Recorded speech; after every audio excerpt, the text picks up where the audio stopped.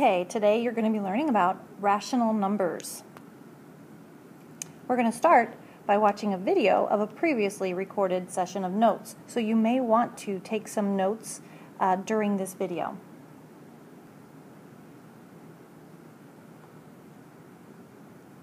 Okay, today we're going to be talking about rational numbers. The real number system consists of rational and irrational numbers. Rational numbers can be expressed in fractional form. The decimal form of the number either terminates or repeats. Counting numbers, whole numbers, integers, and non-integers are all rational numbers. The counting numbers consist of the natural numbers. These are the numbers that you first learned about, and it's when you started counting. You started on 1, counting objects, and so on. Then, as you grew older, you learned about the whole numbers, and it consisted of the counting numbers and 0. Notice that in the set, the whole numbers are all positive, and so this would be the set of all whole numbers right there. For the integers, they consist of the whole numbers and their opposite. This ... on either side lets you know these numbers go on and on infinitely long in either direction. Basically, integers are the numbers we see on the number line.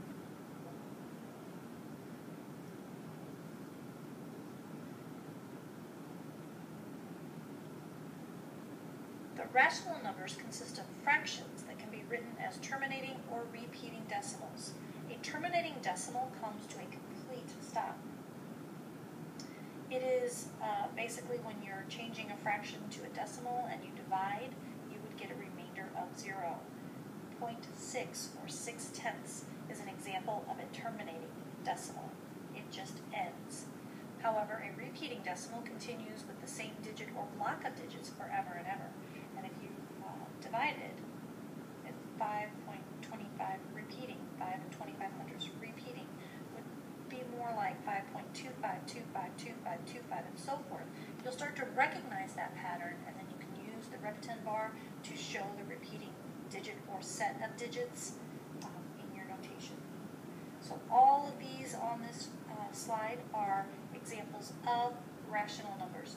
Notice that we do have whole numbers and integers that are rational, but these are all the numbers on the number line in between and can be written as fractions. This visual gives you a real good picture of the real number system. We have rationals on the left and irrationals on the right. You'll learn more about those in 8th grade. The irrational numbers consist of, say, pi, because it does not repeat or terminate. The numbers such as the radical square root of 2 and things like that, that when you reduce them and simplify them down, they do not fit the definition of a rational number, which basically is any number that can be written as a fraction. It could be put into decimal form, either terminating or repeating. So on the left, where the rational number, integer, whole number picture is, notice that the whole numbers are on the very innermost part of the circle. Whole numbers, all whole numbers are integers. Whole numbers are on the number line. They are the positive side of 0, including 0. So examples would be the number 1, the number 5, 0, so on. The integers consist of all of the whole numbers and their opposites. So we've got a -6, we've got -20. Now notice that it's not necessary in the dark blue section for me to include any positive numbers, because those are included all in that whole number inner circle that is also part of the integer set. And then finally, we've got the rational numbers that include integers, that include whole numbers, but it also is everything in between on the number line. So you could have 2.5 or a -1/2 or any other form of a decimal that either terminates or repeats. But also note, integers and whole numbers are rational numbers. So let's give this a try. In this next slide, example 1, we are going to classify or tell whether each number is included in each of the following number groups or sets. We want to know if they're rational, integer, or whole, or all of the above. So looking at the first one, a negative 23.75, it is a decimal, it is a terminating decimal. Even though it's negative, it's not an integer because it is the integer's definition is whole numbers and their opposites, and it is not a whole number. So we would say that that is simply a rational number.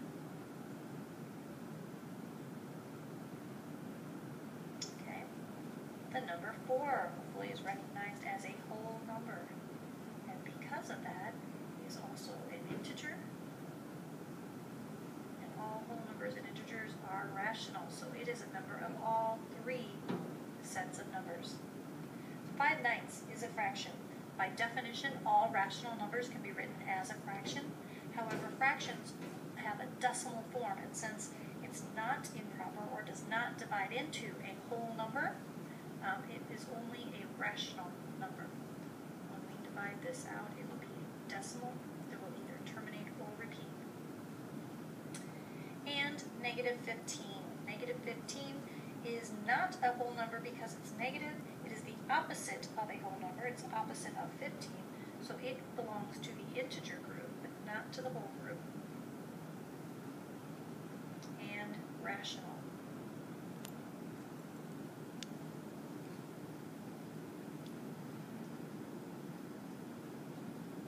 Okay. If you need to watch the video again, or take it a little bit slower or rewind to the spot that you need help with, feel free to do so until you can complete all of the numbers in example 1 and definitely be able to categorize them and understand why they are in each category. Okay, so for the next part of the video, what we're going to learn about is changing fractions to decimals and decimals to fractions. So you remember that the fraction has the numerator and the denominator, and that bar in between indicates division. So we are actually going to divide. So we will take 7 divided by 9. So 7 is the one that goes underneath the division bar. 9 is the dividend on the outside. Since we can't take 7 into 9, we would put a decimal point and add a 0. And remember to bring your decimal point straight up in your quotient. So now we're going to take 9 into 70, which goes in 7 times, and then multiply to get 63. When we subtract, 70 minus 63 is 7, and it can't go in, so I'm going to bring down another 0, and you'll just keep following this pattern. But what you're going to find, 9 into 70, again, is 7, is 63. This will be a repeating pattern. It's just going to go on and on and on and on. So how we can deal with that is we can write our solution, our answer, 0.7, and put the repeater bar over 17. So this would be an example of a repeating decimal, and that makes it a rational number. All right, let's try another one. Write the following as a decimal. So we have a mixed number. Remember that a mixed number is like 2 and 11/25. So it's going to be 2 point whatever 11/25 equals as a decimal. So we divide 11 divided by 25. 25 will not go into 11, so we have to add a decimal and a 0. And we take 25 into 110, we'll go in 4 times, which makes that 100. And we'll have 10 left over. Cannot go into 10, so we bring down a 0. 25 into 100, 4. 4 times 25 is 100. And here's where we're talking about getting a remainder of 0. So this is a terminating decimal. This is an example when you get a remainder of 0 that the decimal ends. It is 44 hundredths. So 2 and 44 hundredths is equal to 2 and 11/25. If you're to change a decimal to a fraction, I highly recommend that the first thing you do is you read your fraction in place value terms. So this would be 15 hundredths. The sound of it sounds like a fraction, so write the fraction, 15 hundredths. And then look for any common factors. I know that I can divide out a factor of 5 in the numerator and denominator and get 3 over 20. I have no other common factors, so my fraction in lowest terms would be 3/20. And finally, a mixed number. Remember that having negatives on these decimals or even on these fractions really won't change our answer. It just means that our answer will be negative. So be very careful and check to make sure if you need to add a negative in your answer. So we're going to write a negative 12 and 98/100ths as a mixed number in lowest terms. So it's going to be the negative 12 will be the large part of the mixed number. I will write the decimal part of 98 over 100, and since they are even, I can divide by 2 on top and bottom. So my solution will be 12 and 49/50ths. And remember, it's negative because it started out negative. Okay, one more video on how to deal with or understand the repeating decimals.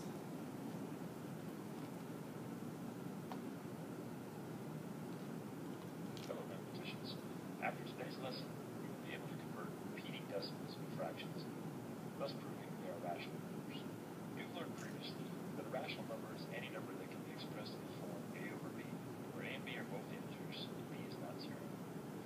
We've learned this includes integers, all fractions and mixed numbers, any decimal that terminates or repeats. Now, that is the tricky part for us here. Because previously, all you have been told is that repeating decimals are rational. But are you sure? Can you prove it? Can you write it in the form a over b, where a and b are both integers and b is not equal to 0? This baby's not so sure. He's a little skeptical. You should be as well. You may have seen at least one example of this before. For instance, the number 1/3 is clearly rational because the numerator and the denominator are both integers. And when you convert it into a decimal by dividing the numerator by the denominator, you continue to get 3's as you divide. So 1/3 does equal 0.3 repeating, and therefore we've shown that at least one repeating decimal is rational. Is that good enough for you? No, this baby's still not convinced. Neither should you be. We've only shown one specific example. What about 0.8 repeating, or 0.12 repeating, or 0.328 repeating? Can I write each of these as fractions and therefore make them rational? I'm not sure. You've been told these are rational. Well, today we'll prove it by learning how to write each of these repeating decimals as fractions. Let's start with 0.8 repeating. Now, if this impinges 0.8, you could read it correctly as 8/10, which is pretty easy to write as a fraction because as you say it, 8/10, you automatically make a fraction out of it, and therefore you can say, oh yeah, that's rational. This is not 8/10. This is 0.8 repeating. So you don't just stop at 8 and say 8/10, or even 88 and say 88/100ths, or even 888 and say 888,000ths. These 8's continue on forever and ever and ever. We're never going to be able to stop. And therefore, unlike terminating decimals, repeating decimals will not have a multiple of 10 in their denominator. There is a fun algebraic process for changing repeating decimals into fractions. Unfortunately, I don't have time to show it to you here, so I'm going to have to just give you a pattern for converting repeating decimals into fractions. To convert a repeating decimal into a fraction, take the numbers that repeat, called the repetent, and place them over as many 9's as there are in the repetent. For instance, if only one number a is repeating, you would put that number a over 1 9. But if there were two numbers repeating, such as bc, you would put bc over 2 9's. If three numbers were repeating, xyz, you would put xyz over 999. So let's try that with 0.8 repeating. There's only one number in the repetent, so we take the 8 and put it over just 1 9. So 0.8 repeating should equal 8/9. We always need to check to see if that's actually true. So let's go ahead and set up division to make sure that 8/9 will equal 0.8 repeating. We divide 9 into 8. As you can see, this pattern keeps going. So yes, 0.8 repeating does equal 8/9.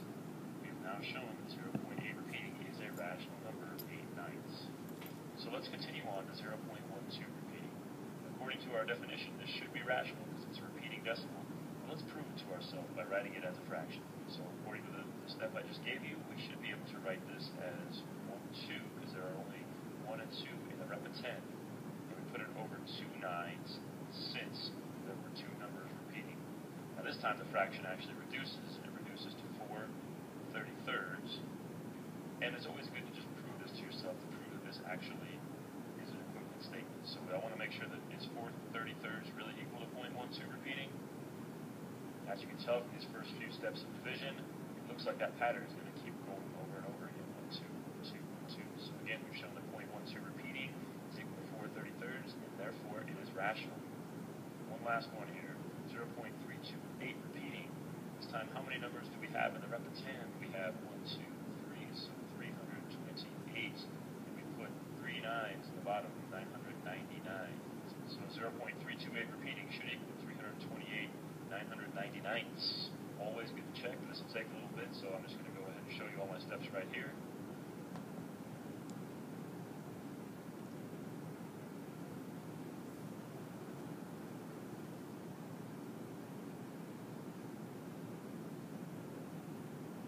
So there you have it. You can now convert repeating decimals into fractions, thus proving they are rational numbers.